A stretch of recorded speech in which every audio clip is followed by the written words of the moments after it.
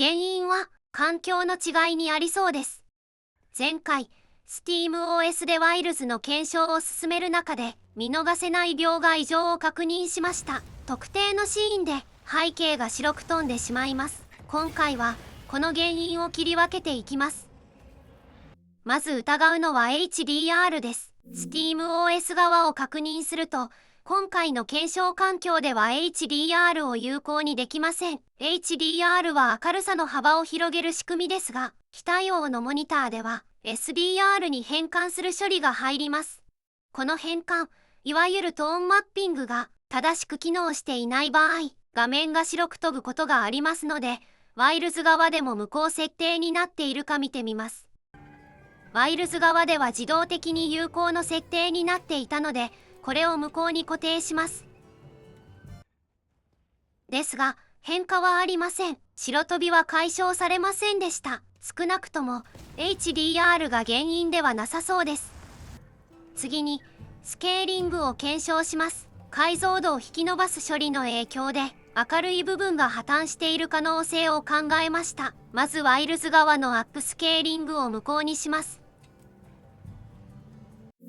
さらに SteamOS 側でも余計な保管処理が入らないよう、スケーリングモードを整数に固定、スケーリングフィルターをドット絵に設定し、変換処理を極力排除します。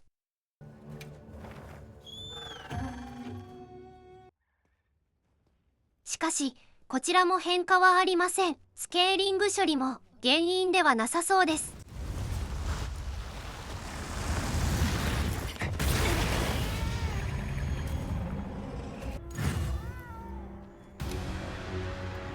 ギルドからの支給品がありますよ。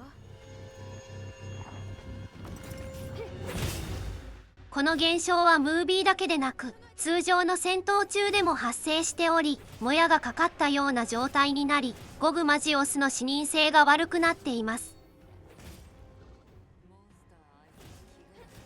残る有力な要素は、描画経路の違いです。ゲーミングモードでは、専用コンポジッタ、ゲームスコープを経由し、デスクトップモードでは、KDE のコンポジッタ、ケーミンが使われます。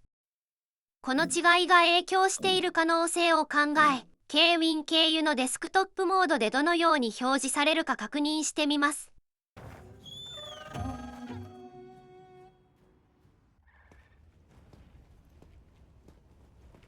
結果は同じでした。この問題は、モードの違いには依存していないようです。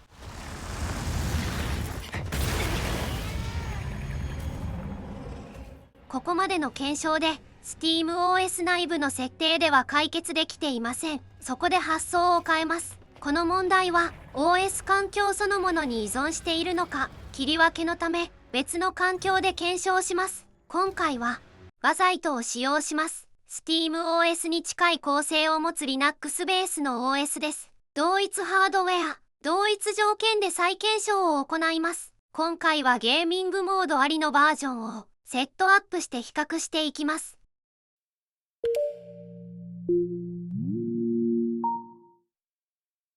設定は SteamOS 検証時と同様に OS 側のフレーム制限と垂直同期を無効にします。ワイルズのグラフィック設定は同一条件に揃え、その他はデフォルトのまま同じシーンで比較します。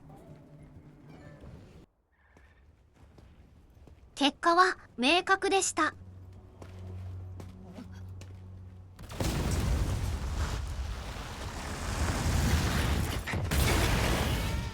SteamOS では白飛びが発生します。バザイトでは発生しません。バザイト側は特別な調整を行っていません。それでも結果に明確な差が出ています。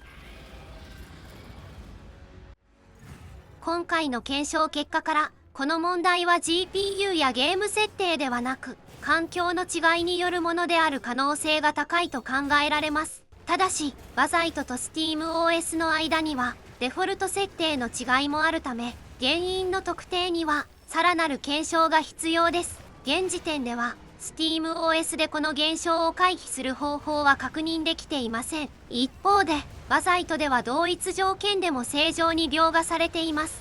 この問題を回避するには、環境変更が有効な手段と考えられます。そして、ワザイトには想定外の結果がありました。